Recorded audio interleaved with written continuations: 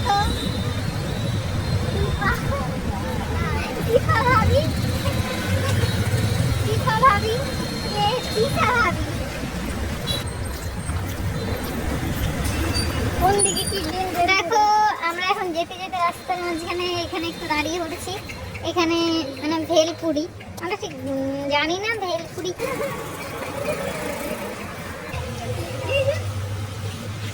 এগুলো কেমন হয়েছে, আমাকেও দিয়ে দিল। এখানে আলো নেই তো ঠিকঠাক, সেই জন্য বোঝা যাচ্ছে না। ফুচকে রাখো।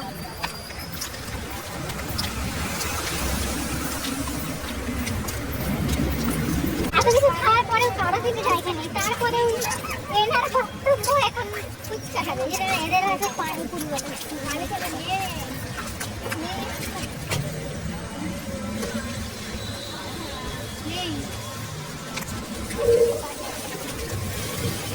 দেখো সব ধোয়া পরিষ্কার করে ফেলছে, পরিষ্কার করছে, আমরা এই সময় এসেছি।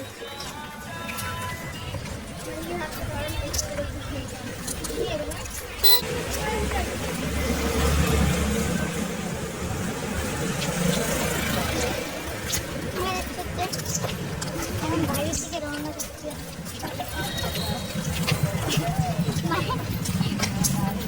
অসুস্থ হচ্ছে, আনকমফোর্টেবল ফিল হচ্ছে, মানে এই প্রথমবার এইরকম করে রাস্তাঘাটে পাগলের মতো ফোন ধরে বসছি।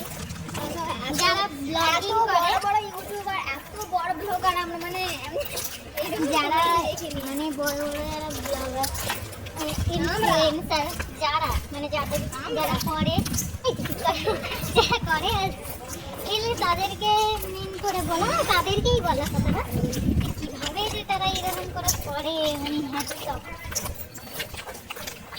আমরা একদিন ফোন না ধরতে ধরতে আমাদের কষ্ট একবারে হাতে মুখে পায়ে সব জায়গায় ফুটে উঠেছে। কারণ মুখে তো ফুটে উঠছে, তার মুখে রাখতে লোক দেখছে, একটু অস্বস্তি হচ্ছে, হাতে ব্যথা করছে, মনের মতো হেঁটে গিয়ে পায়ে মুখে ঠিক করে যাচ্ছে।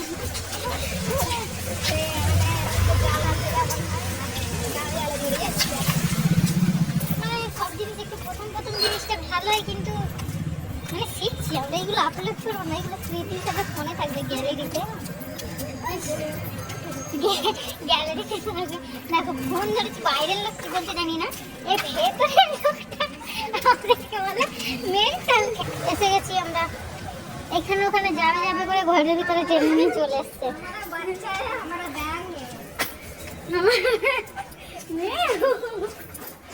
আমাদের দীপা ভাবি কিছু বলুন।